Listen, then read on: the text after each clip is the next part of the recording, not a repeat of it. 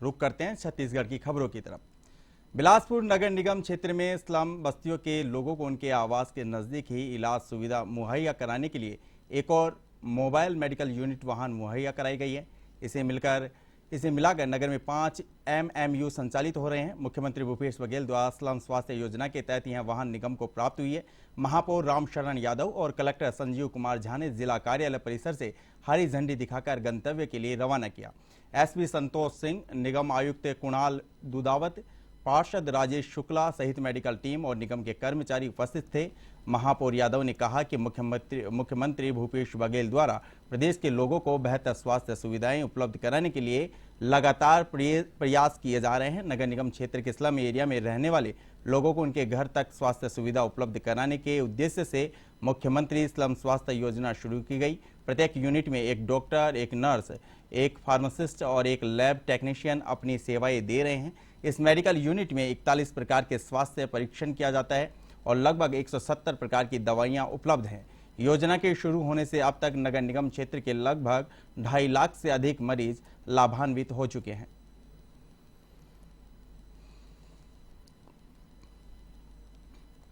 छत्तीसगढ़ मुख्यमंत्री के द्वारा स्लम एरिया में यह 5वां बस बिलासपुर को मिला है।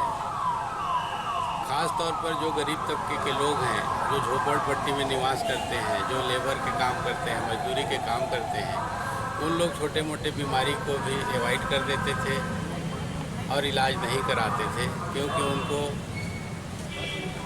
आने जाने में असुविधा होती थी, पैसे की अभाव होता था। इसलिए लोग जब ज़्यादा तकलीफ होता था, ज़्यादा बीमार होता था, तभी अस्पताल जाते थे। लेकिन माननीय मुख्यमंत्री की सोच, माननीय मुख्यमंत्री का कल्पना, जिसके तहत छत्तीसगढ़ में सभी शहरों में इस तरह के चलित वाहन द्वारा लोगों के घरों तक के इलाज पहुंच रहा है। शाहपुरा को जिला बनाने की घोषणा के बाद से ही लगातार विरोध प्रदर्शन हो रहा है।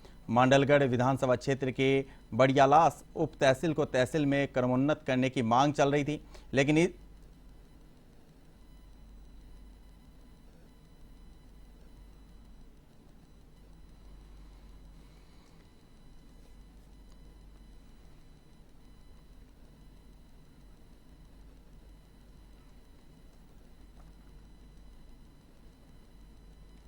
2 रुपए किलो में गोबर खरीद रही है और उसमें कचरा मिट्टी मिलाकर वर्मी कंपोस्ट के नाम पर किसानों को 10 रुपए किलो में बेच रही है। कोई किसान इस अमानक खाद को खरीदने से मना कर रहा है तो उसे उसका धान नहीं खरीदने की धमकी दी जा रही है।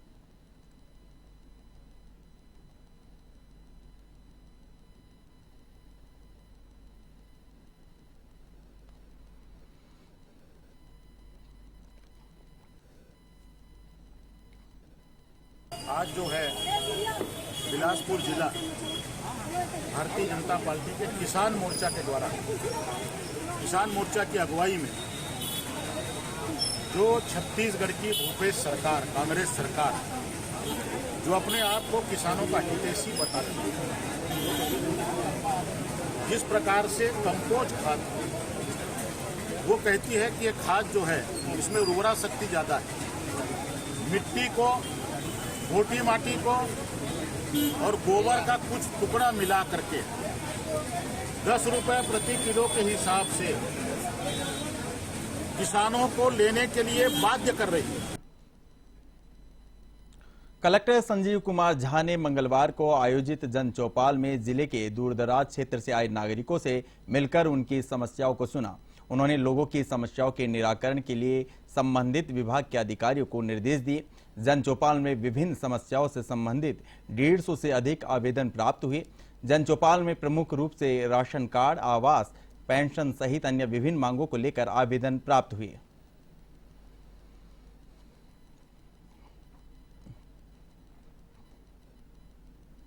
आगामी चुनाव को देखते हुए भारतीय कम्युनिस्ट पार्टी ने तैयारियां शुरू कर दी हैं। इसी के मद्देनजर मंगलवार को बड़ी संख्या में कार्यकर्ताओं के साथ आज़ादी आज़ादी लाल सलाम जिंदाबाद का नारा लगाते हुए शहर के मुख्य मार्ग से पैदल रैली निकाली।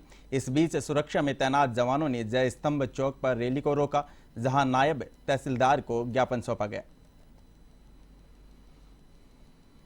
मुद्दे ये हैं कि कांग्रेस सरकार सत्ता में आने के पहले चिट फंड कंपनियों से पैसा वापस करूंगा बोल के वादा किए थे, लेकिन 5 साल पूरा होने के बाद भी कांग्रेस सरकार सोई हुई है। तो उसको हम जगाना चाह रहे हैं, स्मरण कराना चाह रहे हैं कि वादा कांग्रेस सरकार सत्ता में आने के पहले उन्होंने वादा किया था कि चिट फंड कंपनियों से सारे पैसा वापस करेंगे बोल के कलेक्टर के माध्यम से कलेक्टर में सब डिटेल सारे मंगाने के बाद भी आज तक कांग्रेस सरकार सोई हुई है। इसलिए हमको उसको इस धरना रैली के माध्यम से हम याद कराना चाहते हैं कि सरकार उनकी पैसों दबंगई के चलते साथ में अवैध खनन करने वालों की शिकायत पर सूचना मिलते ही नायब तहसीलदार मौके पर कार्रवाई करने पहुंचे।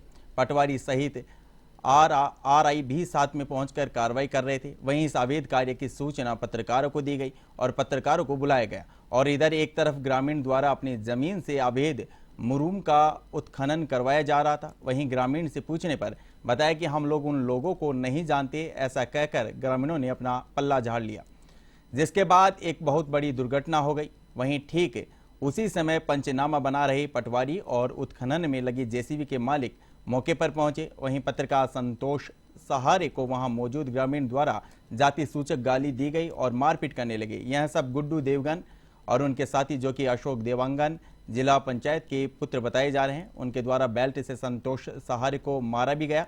इन सबके बीच उसके बचाव में आए केशव साहू को बेल्ट से सिर पर वार किया, जिससे केशव के सिर पर गंभीर रूप से चोट आई, जिसके बाद केशव साहू द्वारा तुमड़ी बोर्ड थाने में जाकर लिखित शिकायत दी गई। बहरहाल देखने वाली बात है पत्रकारों पर जिस तरह जानलेवा हमला किया गया, इस पर हमारा हमला करने वालों पर पुलिस क्या कार्रवाई करती है और अब पत्रकार सुरक्षा की बात करने वाली सरकार इसमें क्या कार्रवाई करती है, क्योंकि जिस व्यक्ति के लड़के द्वारा इस घटना को अंजाम दिया गया वह व्यक्ति भी एक नेता है।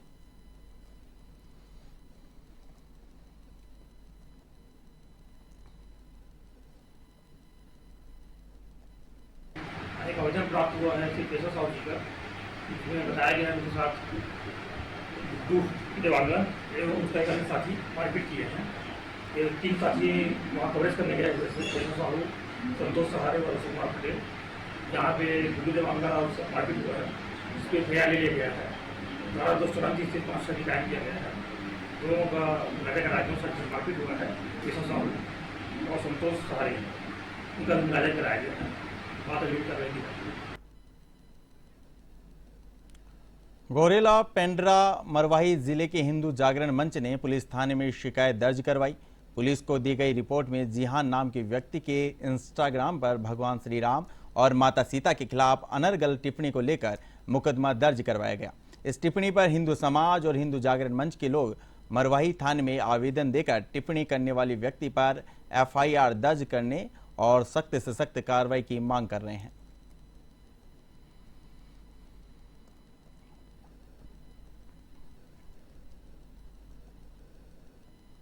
बिहान करके एक विधर्मी है जिसने हमारे प्रभु श्री राम एवं माता सीता के प्रति अभद्र टिप्पणी किया है।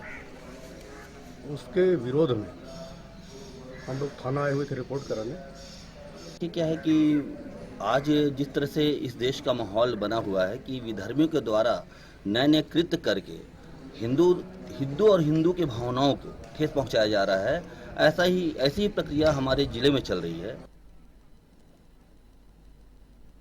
A1 छत्तीसगढ़ बुलेटिन में फिलहाल इतना ही। आप देखते रहिए A1 TV। नमस्कार।